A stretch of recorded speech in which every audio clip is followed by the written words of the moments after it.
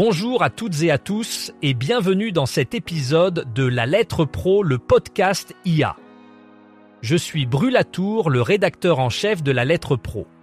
Aujourd'hui, dans notre émission, nous allons explorer diverses actualités du monde de la radio et de l'audio digital. Voici les titres du jour. France Médias Monde s'engage pour la préservation des océans. Fun Radio Belgique célèbre ses 35 ans avec une soirée électro. RedTech Magazine examine l'avenir de la radio et de l'audio digital. Charles Cournet est nommé directeur de Radio France Publicité. La Journée mondiale de la chocolatine revient avec Toulouse FM. Le Swiss Radio Day 2025 met le cap sur les jeunes voix de la radio. La radio reste une source d'information de confiance pour les Américains. RMC offre une couverture exclusive pour la Coupe du Monde des clubs FIFA. Et l'audio en voiture se révèle être un canal stratégique pour les annonceurs. Maintenant, plongeons dans notre première nouvelle. À l'occasion de la 3e conférence des Nations Unies sur l'océan, France Médias Monde a mis en place un dispositif éditorial exceptionnel pour sensibiliser le public aux enjeux climatiques. Du 9 au 13 juin 2025, RFI, France 24 et MCD mobiliseront leurs antennes avec une série de reportages, magazines et émissions spéciales diffusées en 21 langues. L'objectif est de donner la parole aux acteurs et au public du monde entier afin de mieux comprendre les défis liés à la préservation des océans. Ce déploiement médiatique vise à renforcer la sensibilisation et l'éducation sur les questions environnementales cruciales que nous devons tous affronter. Grâce à cette initiative, France Médias Monde espère encourager une action globale pour la protection de nos océans. Fun Radio Belgique célèbre cette année un jalon important, son 35e anniversaire. Pour marquer cet événement, la station organise la 2e édition de son Fun Radio Electro Live, une soirée électro exclusive qui promet d'être mémorable. Cet événement se déroulera à Braine-l'Alleud le 18 juin prochain et est strictement réservé aux auditeurs invités, offrant ainsi une expérience unique pour les amateurs de musique électro. L'équipe de Fun Radio met tout en œuvre pour que cette soirée soit un moment inoubliable, célébrant 3 décennies et demie de diffusion radiophonique et d'engagement envers la musique électro. Les auditeurs peuvent s'attendre à une ambiance festive et immersive, signe distinctif des événements de Fun Radio. Cette initiative souligne une fois de plus l'importance de la radio en tant que vecteur de rassemblement et de partage autour de passions communes comme la musique. L'édition de mai-juin 2025 de RedTech Magazine met en lumière les transformations qui redéfinissent la radio et l'audio digital. Elle propose une analyse approfondie des bouleversements du paysage radiophonique sous l'influence de l'intelligence artificielle, des podcasts et des expériences immersives. Ces éléments façonnent de nouvelles formes de contenu et de relations avec l'audience. Les experts réunis au RedTech International CXO Summit soulignent que l'époque de la radio linéaire pure est révolue. La radio évolue vers un écosystème hybride dominé par la distribution numérique et les contenus personnalisés. Cette évolution est accentuée par l'essor des véhicules connectés qui imposent une réinvention de la présence de la radio sur le tableau de bord, un enjeu crucial pour sa visibilité en mobilité. Le dossier aborde aussi l'impact de l'intelligence artificielle sur la génération de contenu audio, l'optimisation des workflows et la création d'expériences plus personnalisées, tout en examinant les questions éthiques et de régulation. Cécilia Ragueneau, directrice des marques et du développement de Radio France, a récemment nommé Charles Cournet en tant que directeur de Radio France Publicité. Dans ce rôle, il devra orchestrer le développement et la gestion de la stratégie commerciale publicitaire sur toutes les antennes de Radio France, qu'elles soient nationales ou locales, ainsi que sur le numérique. Cette nomination s'inscrit dans un contexte où la publicité radio doit s'adapter aux transformations numériques et aux nouvelles attentes des annonceurs. Charles Cournet aura la responsabilité de dynamiser cette activité cruciale pour Radio France en innovant et en répondant aux défis posés par un marché en constante évolution. Sa mission sera de renforcer la position de Radio France Publicité dans un secteur où l'innovation et la réactivité sont essentielles pour capter l'attention des auditeurs et maximiser les opportunités pour les annonceurs. La Journée mondiale de la chocolatine, organisée par Toulouse FM, revient pour sa 8e édition et s'est imposée comme un événement incontournable dans le calendrier local.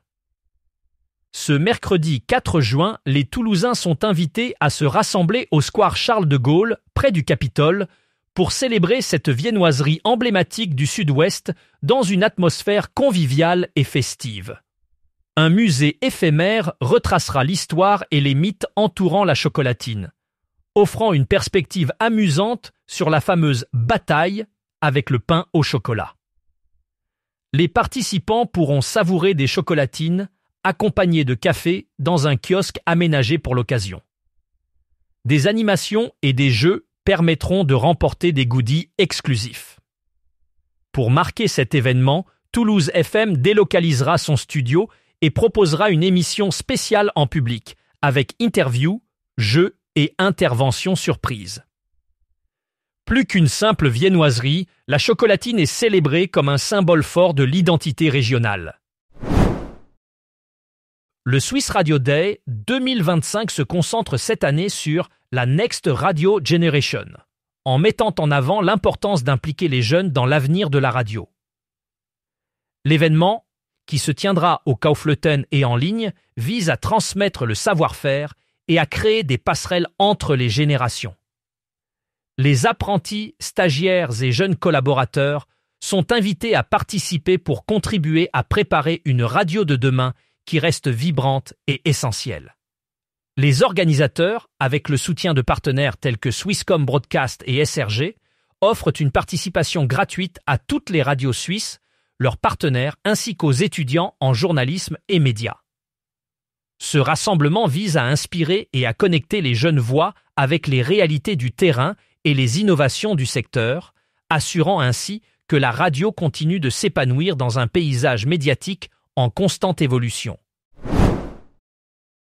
La radio demeure une source d'information de confiance pour les Américains, selon l'étude Trust in Media 2025 réalisée par YouGov. Cette enquête, menée les 11 et 12 mai 2025 auprès de 2211 adultes aux États-Unis, révèle que malgré la domination de la télévision et des réseaux sociaux en termes d'usage, la radio conserve une place essentielle, surtout parmi les personnes de plus de 45 ans. Dans un paysage médiatique souvent marqué par la polarisation politique, la radio est perçue comme un média relativement fiable. Cette perception de fiabilité est cruciale, car elle confère à la radio un rôle significatif dans la diffusion d'informations équilibrées et crédibles.